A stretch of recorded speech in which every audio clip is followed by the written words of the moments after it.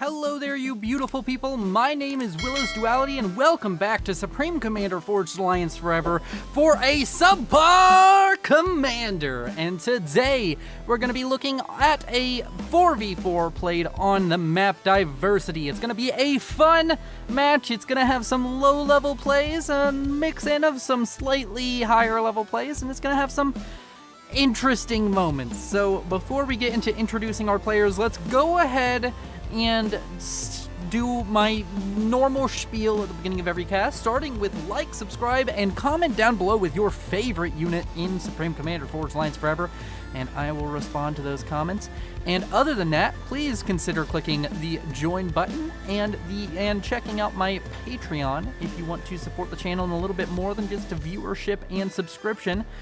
Only 40% of you all are subscribed, so if you're one of those 60%, consider subscribing. And with that out of the way and all of that mumbo jumbo, let's hit the speed up button and start introducing our players. Starting on the western side with Team 1, we have the purple Cybran going first land by the name of TCOP969. And he is going to be rocking this furthermost northern position near the pond and going to be up against the white player. Then we have ourselves a blue Seraphim going first land by the name of Foxtrot 1. He's going to be rocking this position, going for second air.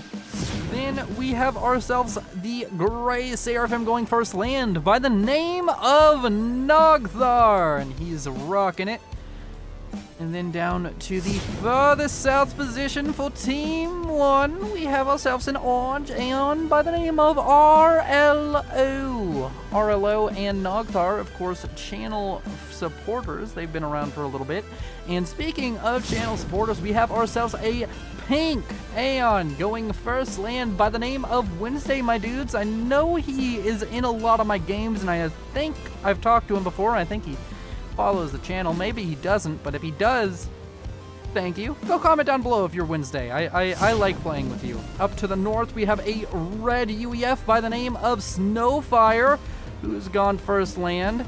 And then up to the further north, we have ourselves a yellow UEF going first land by the name of Arello, which is going to work really weird with RLO and Arello.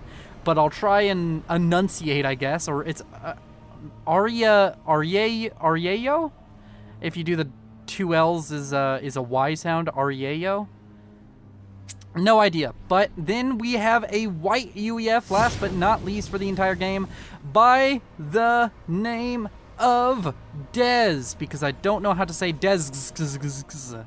So that's just Dez. And with all of our players introduced, we can talk about the map. The map is just diversity, not adaptive diversity. We have a bit of action kicking off over here. A tank, a Mantis, killing off an engineer that came out from our blue Seraphim Foxtrot. And then here in the south, a Selin and Thom out from Nogthar are going to be getting in early, doing some damage.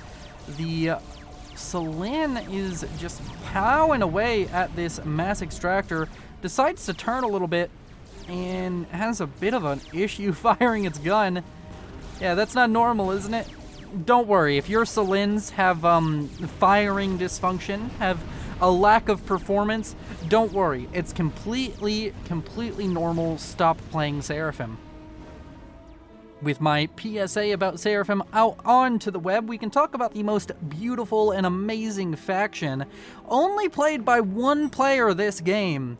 And it is, of course, Teacup over here in the north with Cybran. And actually, now that I think about it, he was the only Cybran. He had a Mantis. It killed an engineer. Must have been an engineer out from Dez or Aurelio, or Oreo. Let's go with Oreo. Let's be Spanish. If you are Areo in the comments, if you're the yellow UEF, tell me how to say your fucking name, so next time I cast you, I can say it properly. Now then, we have ourselves Wednesday, my dudes, and Snowfire, the only people to really bring their comms to the middle. All of Team 1 have their comms, except for now RLO, have their comms in the main base, not really being aggressive with them whatsoever. A few tanks out of Snowfire, a Striker's Strike Force, and Snowfire's comm kill off a mechs belonging to Nogthar. And one thing I want to point out is when you have the mexes, they don't line up on these little green things. I always hated it. So if you're a map maker, try and avoid that, because it's really annoying to look at. It's also really annoying when you're playing, and that stops you from building a mex, and for some reason, it happened on both mexes on this map. Sometimes it only happens on one of the mexes and makes it technically unbalanced. Over here to the north, we have a horrible decision coming out from a player who's playing Seraphim, of course, obnoxious, of Foxtrot, deciding to go with the mod that names all of your units. All this does is produce lag, but he is being aggressive, so kudos to him, as he is the lowest rated player in this team matchmaker, and he's pushed forward a little bit, but now he's going to fall back. The comms of both Snowfire and Wednesday My Dudes have started to work their way further inwards, and speaking of which, I think they managed to cancel the speed upgrade for RLO. He was getting it down here, but I think he got spooked and decided to bring his comm forward. So that's going to be a defeat somewhat for Wednesday and Snowfire. They're going to have to fall back. Their aggression's going to be stopped. But they did kill off a couple mexes, and it seems as though Snowfire managed to grab this mex, and it's probably paid itself off, so that's been useful. Speaking of upgrades from just a second ago, Arrayo has now gotten himself gun and damage and range. Damage and range also on the way for Dez, so we're going to have double gun comms up here in the north. And let's talk about balance really quick as these players get into a fight. If anything super interesting starts happening, I will speak about it, as Wednesday My Dudes and, of course, Snowfire are going to be forced back continually by Nogthar and RLO, but they have some units showing up to protect them. And let's talk about game balance. We're at 95%. This is played on the team matchmaker, so of course you expect it to be relatively well balanced. And the range of players is from 2,000 to 1,200 pretty much. And that's why I've named it a subpar commander, as the majority of the players, at least on the TMM, are considered sub 1,000. And the 1,000 and higher are barely above it, so we're going to call it a subpar commander. And if you want to argue with me in the comments, please do. More comments helps me. And if you're going to argue with me, you probably care about the content I'm making. Over here to the south, RLO and Wednesday My Dudes firing upon each other. RLO and their comms about the same. RLO doing a little bit better on the health trades, but now the Aurora fights happen, and this is basically just who can attack, move, and kill more units faster. The PD set up by Snowfire's engineer is going to help out this fight for Wednesday My Dudes, and they're going to be forced to fall back. I mean, RLO is going to be forced to fall back. Wednesday My Dudes can stand firm and stay where he is. Teacup, along with the named army of Foxtrot, going to walk forward into double gun comms, which is not a healthy thing to do if you want to stay alive. Arrayo seemingly forced back by the units and taken to half health, but now Dez has Teacup in a very unfortunate situation, as he's going to be falling down on health quite quickly. And you're up against the UEF comm and you're zoomed out just a little bit too much. It can seem like neither of you have a gun upgrade, but once you zoom in, you can realize, oh, that's a UEF gun upgrade, and that's going to really hurt you. Over here to the far south, there's still some fighting going on. Some reclaim fields starting to form. Down here in particular, a pretty juicy one. Gonna have to see who can manage to get a hold of that. And there's also a juicy one up here.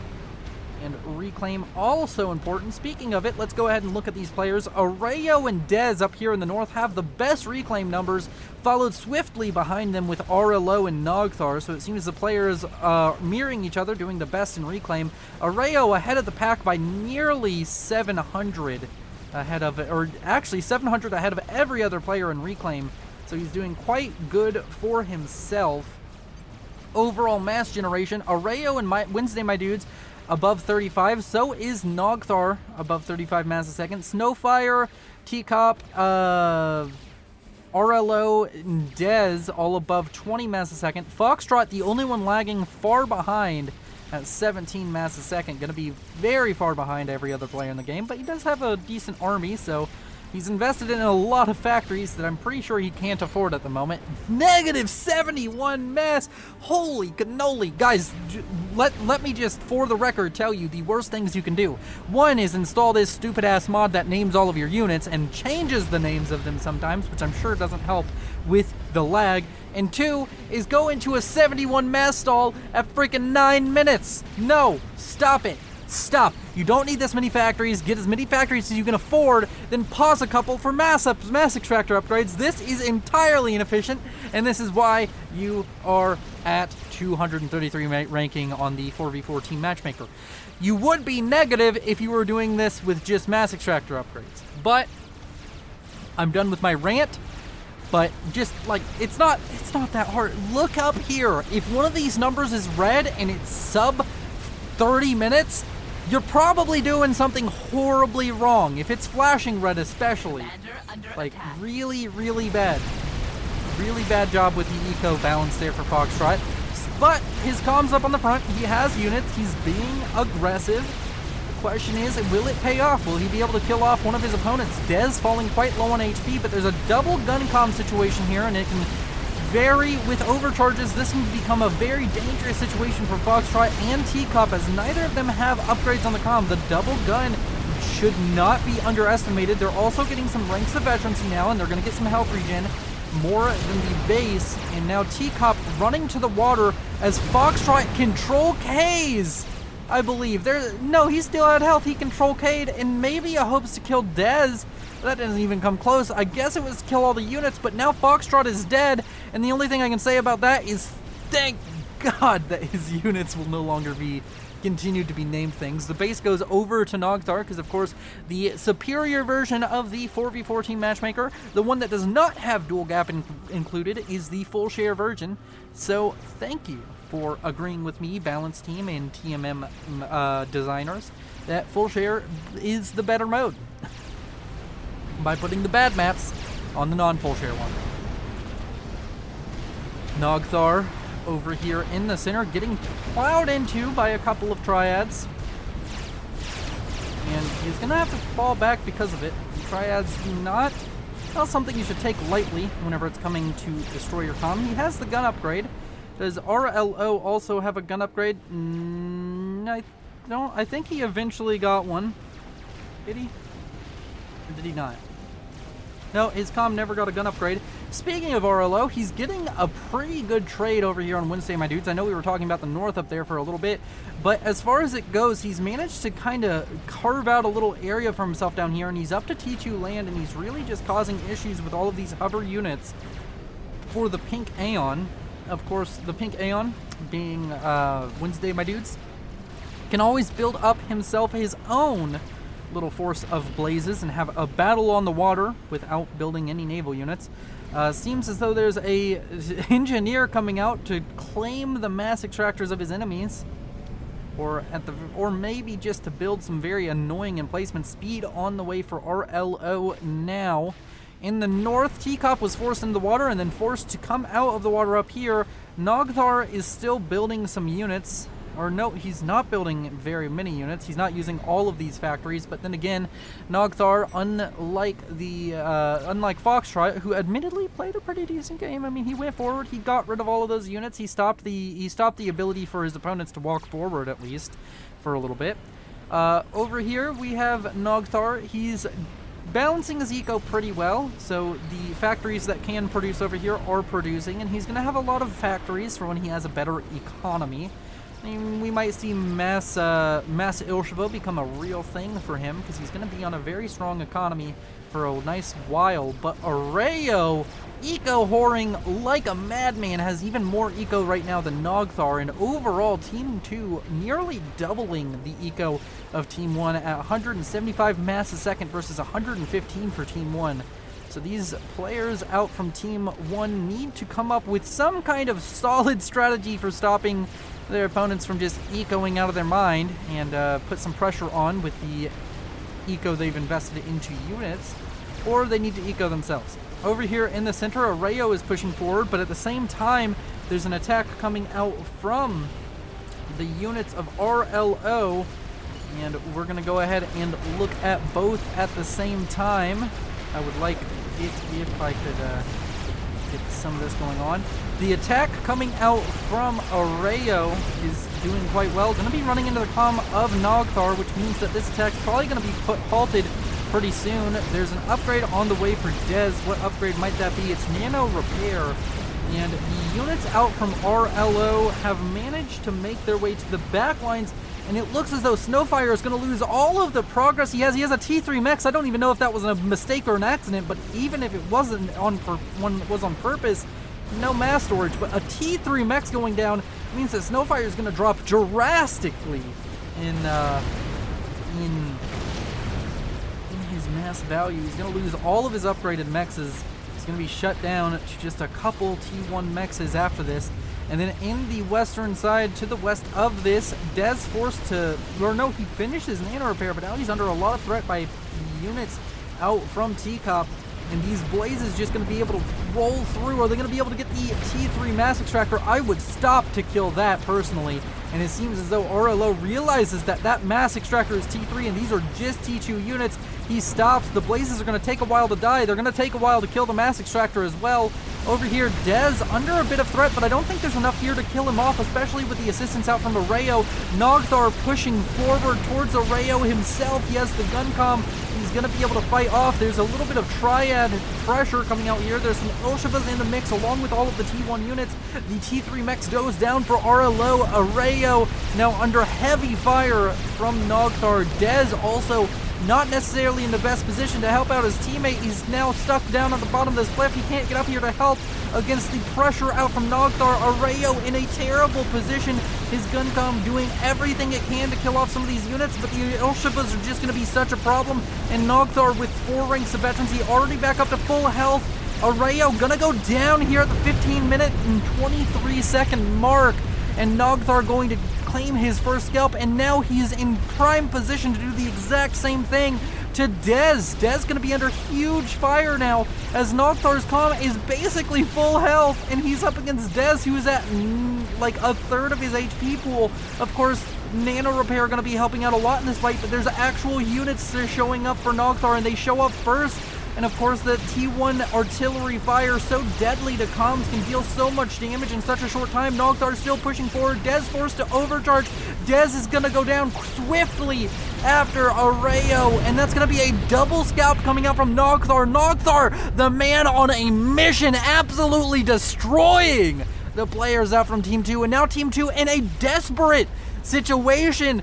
Wednesday, my dudes, has basically capitulated on the bottom. RLO keeps on running by the back lines and keeps on just throwing units down here. He has such a horde of units. He's like the Mongols taking over the countryside, while RLO is showing up and using his comm like a weapon of mass destruction, causing nuclear explosions in the north. And right now, Team 2 is that meme with the dog. The house is on fire, but they're saying this is fine.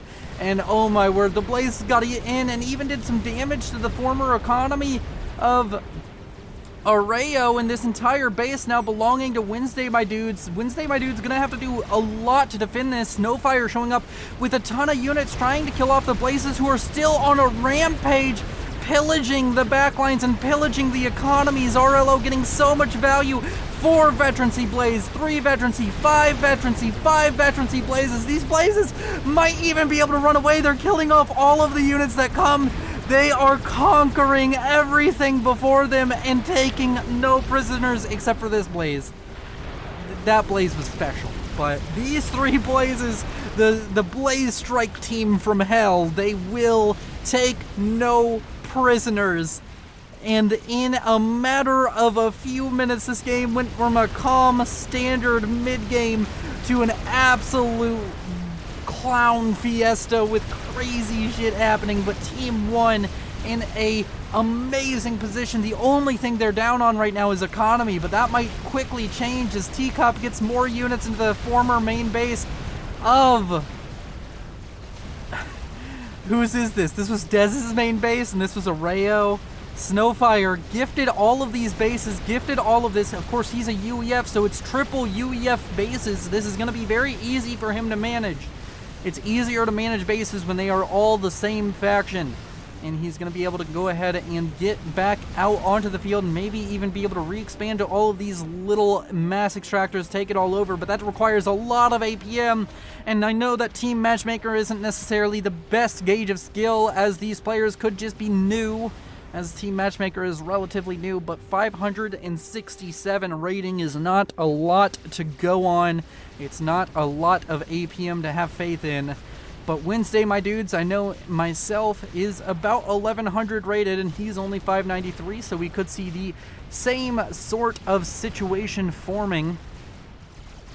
And over here in the middle, it seems as though Snowfire finally able to hold on, finally able to start producing out enough units. He has Mongoose and Pillars showing up to try and protect things. As long as he continues to make Pillars, he'll be in a good position. If he goes Mass Mongoose, it's not good in this situation, especially with Nogthar's Comm. Mass Mongoose is just the wrong call.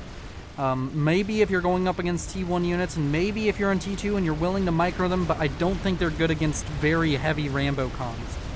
I think I'd rather have Pillars for that situation, something that has a lot of HP for mass and is very mass efficient, whereas Mongoose aren't quite so mass efficient unless you micro them very well.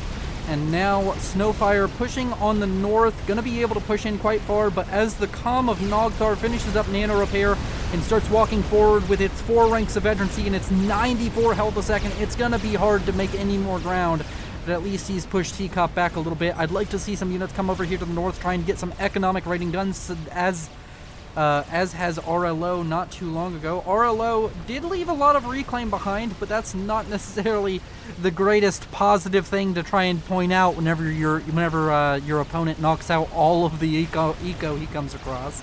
And there's still Blazes in the base. These 2 Blazes with 2,000 plus mass killed on each of them. Still in the backline, RLO still just being a nuisance with those units. Nogthar and Teacup having trouble forcing Snowfire back, but Snowfire's losing more economy due to these Blazes. This is the most efficient run-by I've ever seen, and at this point we have fucking Rambo Blazes just out here with their machine guns of doom. This is just Rambo with a 50k, or what? Wait, what was it? It was a Rambo with like the M60, just like da da da da da da.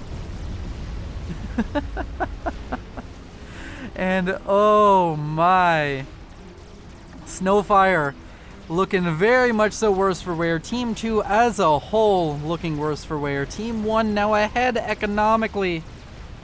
Things are not looking good for the for the red UEF and the pink Aeon. They may be down, but they're not out is the key point here. These players still have a chance in this game. It's just getting harder with each passing second. And no, the 2 Blazes. Oh my word. We should call these Blazes, I don't know, who's, is it Morpheus and Neo, I guess? I'm not sure. And Snowfire decides to reroute his massive army to the south. He's going to try and push through into the base of Nogthar. Not sure if this is the best call. It's going to leave a huge reclaim field if he fails. This needs to be a successful push if Team 2 is going to have any chance in this game. The units out from Nogthar are going to be sandwiched along with the units of RLO between this advancing army of Snowfire and the units out from Wednesday, my dudes, who has a lot of Blazes here. It's not anything to be discounted.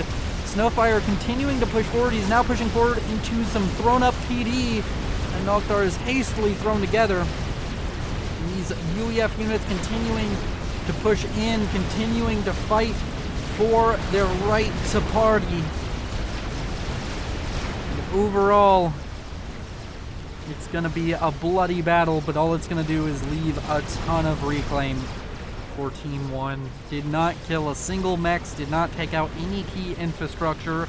Wednesday, my dudes, is going to start pushing down to the south. The units out from RLO and Nogthar all over the map. Teacup trying to get involved as well, throwing out units from his base.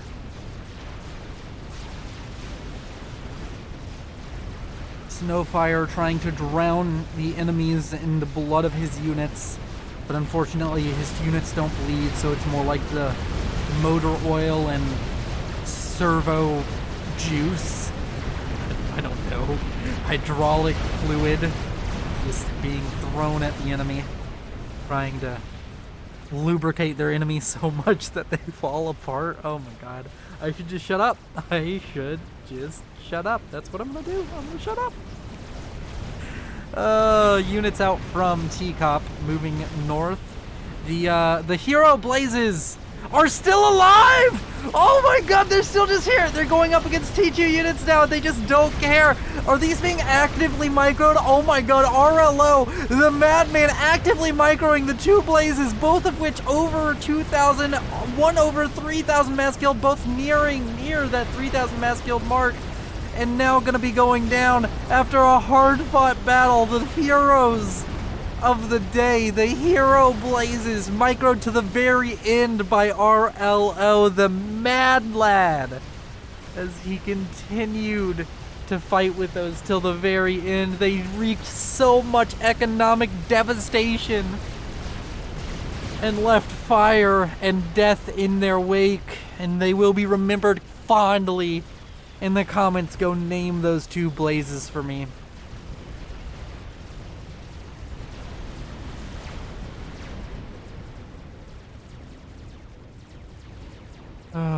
Speaking of Aeon units and their efficiency and their ability to fight, both of our Aeon players, RLO and Wednesday My Dudes, have managed to reach T3 land and are now producing Harbingers. Nocthar also on T3 land. We don't have any kind of T3 coming out from Snowfire yet, and T3 land, along with a Spider starting for Teacup, is our Cybran representation. We need the UEF player to show up with T3 for every faction to have T3 land in this game.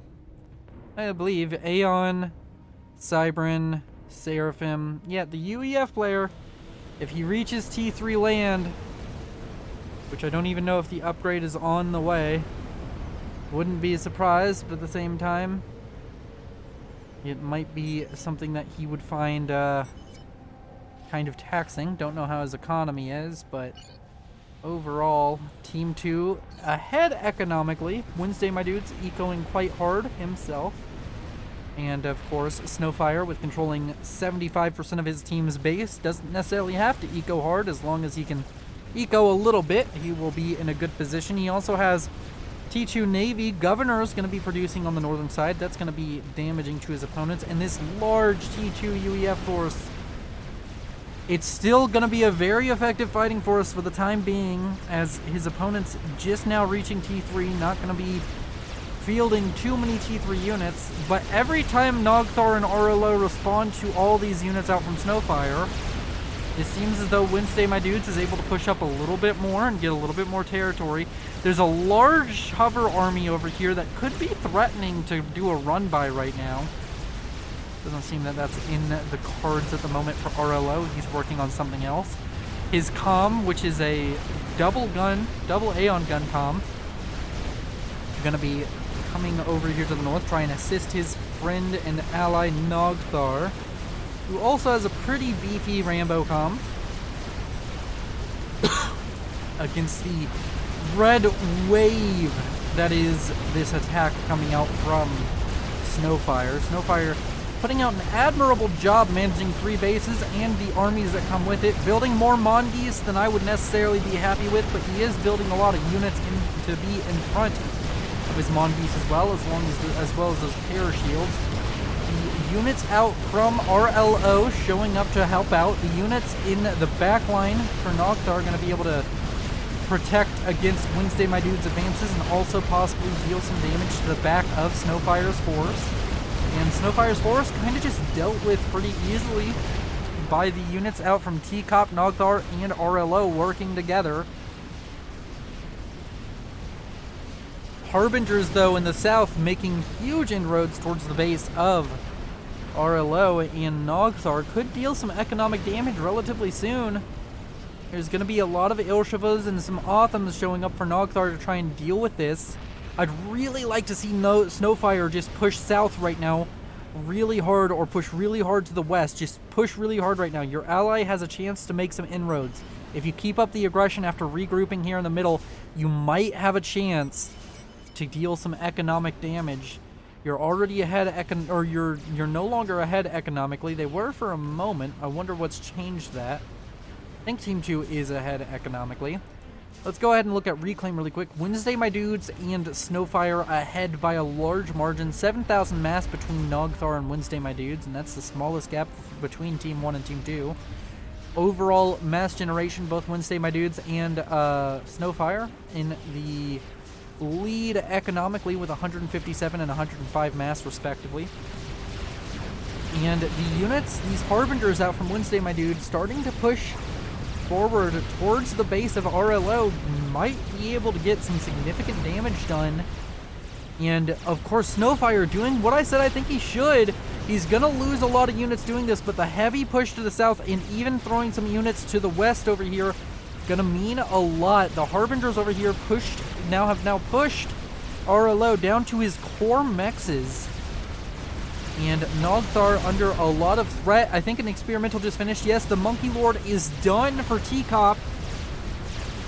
And the units out from Snowfire pushing in towards the base of Nogthar. Nogthar doesn't have enough to defend here. He just has the comm. The comm will take a long-ass time to deal with this.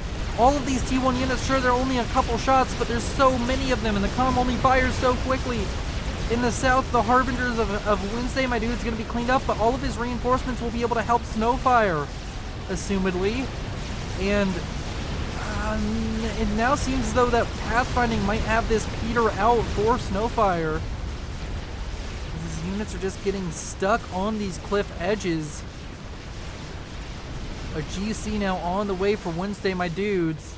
A Monkey Lord being already done, gonna be starting to romp its way through the middle in a one-unit assault, as there's really not much here to support it out from Teacup other than a few anti-air pieces. The cruisers out from Snowfire starting to take their toll on the base of Teacup. Not quite getting huge economic damage done just yet, but are going to start straining Teacup's defenses.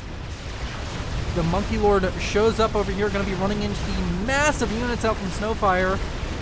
It's a lot of units to be able to deal with. Maybe if all of the units focus the Monkey Lord after killing off these loyalists, they can manage it, but the Monkey Lord needs to be careful here. Not that it's a very great single target damage kind of thing, not great at dealing with a lot of smaller units in their DPS. But it seems as though this is going to go very well for Team 1, and Team 2, they need T3 land. T3 land is just finished up now for Snowfire. He needs to start getting stuff on the board, getting things to work for him. Wednesday, my dudes, with a double shield upgrade on the comm and gun speed and range has finished up, is going to be able to fight off some Harbingers for quite a while, but needs to fall back. His comm is way too riskily forward. And now some Jaina's coming out trying to deal some damage onto that Monkey Lord. Not much focus on air from either team, but Snowfire does have T2 air, and so does Nogthar. Nogthar about to finish up T3 air momentarily. And Snowfire moving his comm away. Wednesday, my dudes, also falling back. The comm of Wednesday, my dudes, being pinged by one of these players. A huge fight going on here in the middle. Monkey Lord, Loyalists, and UEF various units. Some asylums here to keep the monkey contained in a protected environment. The teamwork coming out from Team 1 is quite astonishing. We're seeing all three remaining players right now assisting each other in the push, whereas Team 2 has been basically Snowfire attacking by himself and Wednesday using it as a distraction. Teacup with the Monkey Rush going to be very important, but a GC now 90% done. That GC finishes even if RLO, or even if Teacup sends the Monkey Lord directly at it, and I don't even think they know about the GC. They haven't scouted this base in such an unbelievably long time. RLO trying to assist this Monkey Lord with everything he has. Teacup continuing to push forward. The Loyalists themselves doing quite a little bit. All of them ranking up in some veterancy and getting some health regeneration is going to be significant. Every unit matters.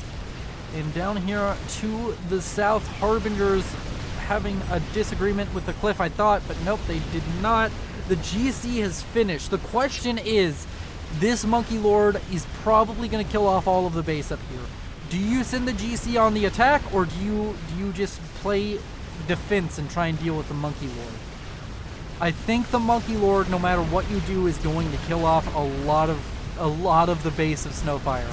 He can try and build up enough defenses to kill it, but it's just not going to work. There's some Percivals coming off the line now, but not nearly enough. He needs about 20, and he's not going to have about 20 in time. The Monkey Lord's still relatively high on HP and even gotten a rank of veterancy for itself and for its troubles. The 3-vet Loyalist is going to go down to a single shot from a Percival, which is quite depressing, but is the life of the Loyalist. And the GC now making its way to the north. Seems as though it's going to be used defensively, but is that the right call as Snowfire starts to lose structures? Now we're in that stage of the game where this Monkey Lord is going to deal so much damage to all of these structures so quickly. The economy and infrastructure of Snowfire is going to quickly dissolve. And we even still have some hero blazes with this push, along with Autumns and Harbingers, to help the Monkey Lord deal its damage. And right now, the GC is just sitting on the front line. You need to go aggressive with the GC right now. You need to use the GC. You can't be sitting back with it. What is he waiting for? What is Wednesday My Dudes doing that is so imperative?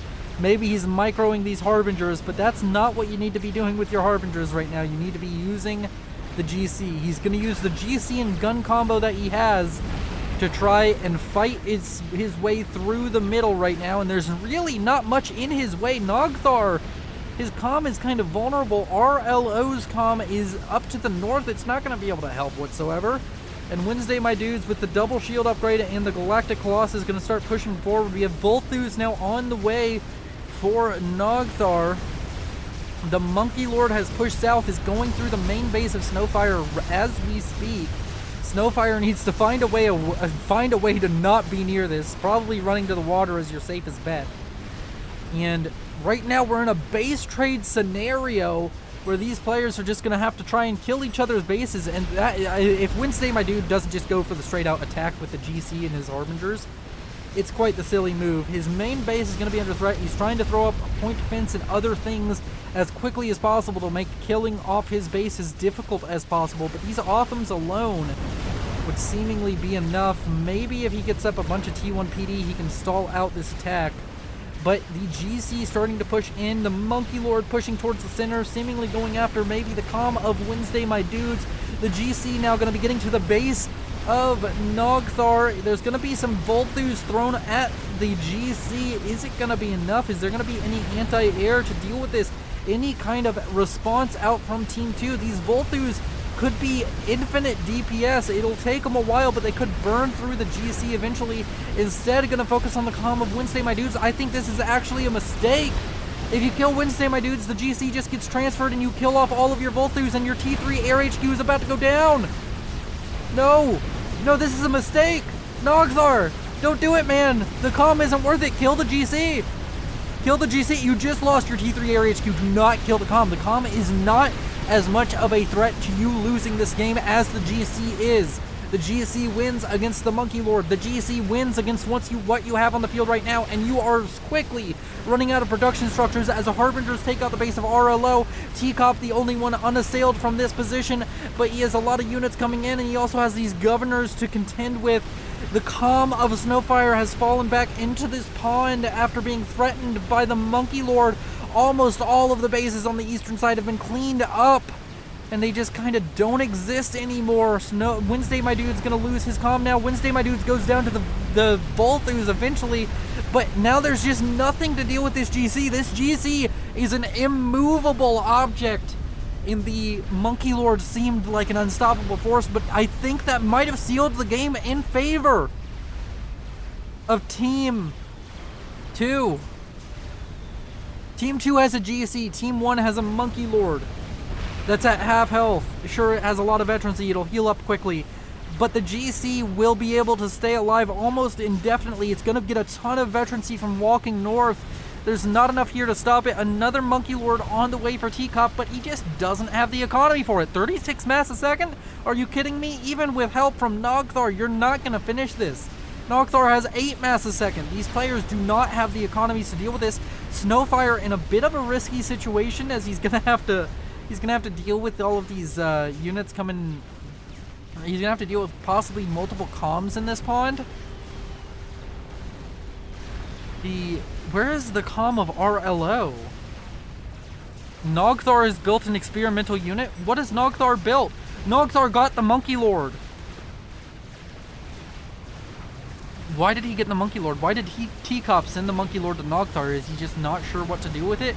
Nogthar decides to send it north, kill off the little remaining structures of Snowfire. Snowfire building a T2 naval HQ, which may be a huge call, because if he can get up some submarines really quickly, he can make this a no-go zone for the comms of Team 1. But this GC is just going to be able to romp about. It seems as though the GC has some Harbinger support. You need to turn around and kill this. You need to turn around and kill this. That's a need. And Nogthar, I think, is in a huge power stall. Yeah, he is. No, you need to turn around and kill this, don't you? I guess he really wants to kill off T-Cop's base first. The Monkey Lord going to be pushing up to the north. Where's the comm of RLO? I think I already asked. Oh, it's all the way up here. The comm of RLO in a rough spot. The T2 transport that could save the comm is kind of just sitting over here. Is it given the order now? Is it going to pick up the comm? No idea. The GC walks into the base.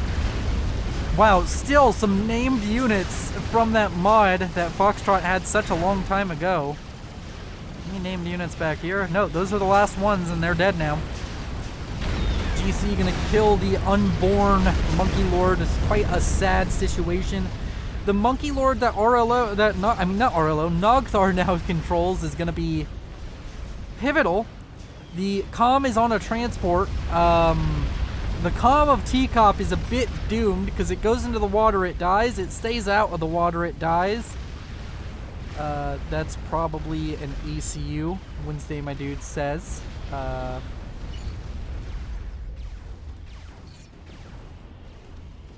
I'm still so surprised that Nogthar went for the comm with the gunships. He had plenty of time to think about it. If you use the gunships, they're practically speaking infinite DPS. They would kill the GC eventually or force it to sit underwater, and at that point the GC may as well not exist. He instead lost all of them killing the comm. Just think, if he had those 20 or so Volthus right now, there's still nothing out on the field to kill them, and it would have taken so long to get something on the field to kill them. I just think that killing off the GC and leaving Wednesday's comm alive is the better call. You were already killing their bases. And now you have the Monkey Lord seemingly going to be trapped up here in the northern pond. As long as the GC sits here. I mean, I guess he's building a Valiant. I don't think he still has the strongest economy at 15 mass a second. They're all power stalling, aren't they? Oh my word, it's power stall Centro. T-Cop, the only one not power stalling, because his comm is gonna get on a transport and run away. I don't know where these T2 transports are coming from. I'm guessing that's the one that saved the comm of RLO. RLO now gonna be trying to might be going into the water. The comm of Nogthar is, I'm unsure, over here in the main base of formerly Wednesday my dudes, and there's this huge army still kind of left over, and there's just a Monkey Lord for Nogthar. Of course, he's keeping it close to the water, but the GC is just gonna start moving south, which I think is the right call.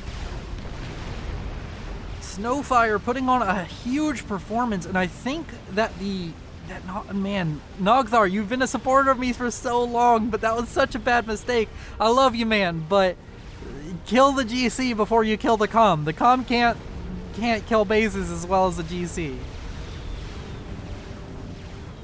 The saving grace right now is there's a Monkey Lord killed off all of the T2 Navy stuff, so this destroyer is the only thing that this can build, but Snowfire has 9 mass a second to build it because he has no power. T1 power is what you should be building. You shouldn't be going for this T2 power. Have all of your engineers build T2 power and pause or T1 power until you can build a T2 power and pause everything else. You just need like 20 to 30 T1 power, and that's much faster. The calm of Teacup and RLO are in the pond that Snowfire is residing in. You couldn't have written it better. Are you kidding me? I think this is the closest match I've ever casted.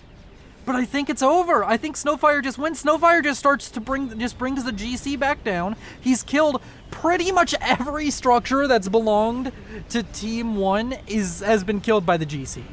The GC on 127 kills, 5 Vet Harbingers as far as the eye can see. This GC just blew the game wide open. And I think it's over. Snowfire even gonna be getting the jump on building the torpedo launcher, a T2 torpedo launcher. It's not good, but it'll kill a comm faster than not having one. There's gonna be a destroyer in the water eventually. Nogthar is the only one with a chance of building units again.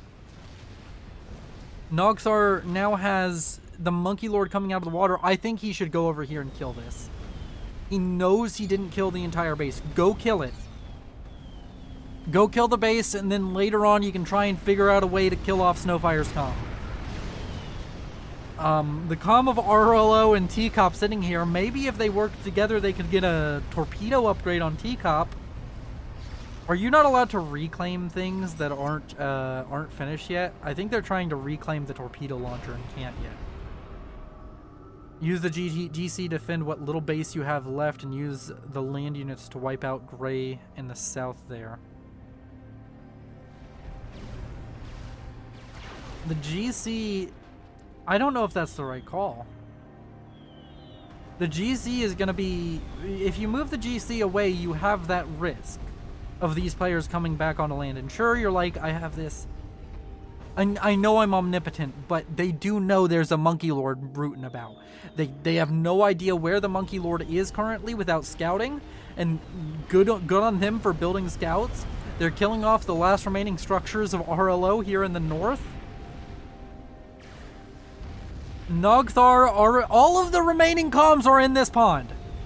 Maybe you could even kill comms by walking over them with the GC, but if you leave the GC here, you guarantee that the Monkey Lord cannot kill you. The torpedo launcher is on the way. All that matters is what happens with the comms, so I'm not going to look away from the comms for now. All that matters is what happens with the comms. Nogthar going to come out of the water, try and build some power, but Snowfire is going to be able to get a torpedo launcher online momentarily. I think it might have, at this point, it may have been better just to build the destroyer. The Monkey Lord has torpedoes. How much DPS do the torpedoes have? I don't remember. Mason torpedo, 50 DPS. It'll take a very, very long time to kill the comm of Snowfire. The GC almost kills the Monkey Lord, and this is why I say keep the GC here. You're forcing the Monkey Lord underwater. And now RLO, he's just getting torpedoed. You cannot out-reclaim that with T1 engineering speed, especially with a destroyer firing at you. RLO is going to have to get out of the water, and that means he's going to have to die. And Snowfire is going to find the way to make this worth it. What's RLO going to do? Base being reestablished down there. RLO is going to come out of the water. And the Monkey Lord as well. The Monkey Lord taking the fire of the GC. The comm of Snowfire did leave the water critically. Why did he leave the water? He just needed to stay out of the water.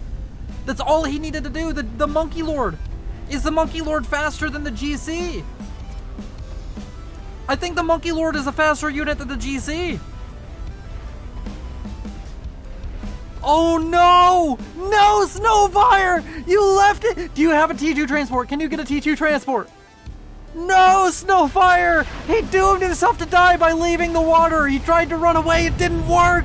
Snowfire ran a marathon, was in first place the entire way, and then tripped at the finish line to come in last. And on that bombshell of an upset, I'm going to say thank you all for watching, and thank you to my Patreons. I have a new series that's out literally today. It came out probably about an hour after this video. It's The Outer Worlds. Please go check it out if you think I'm entertaining and you want to see more content from me and want to support the channel. Go check out my Outer Worlds. It'll be linked in the end card right here. You all are beautiful. Bye-bye.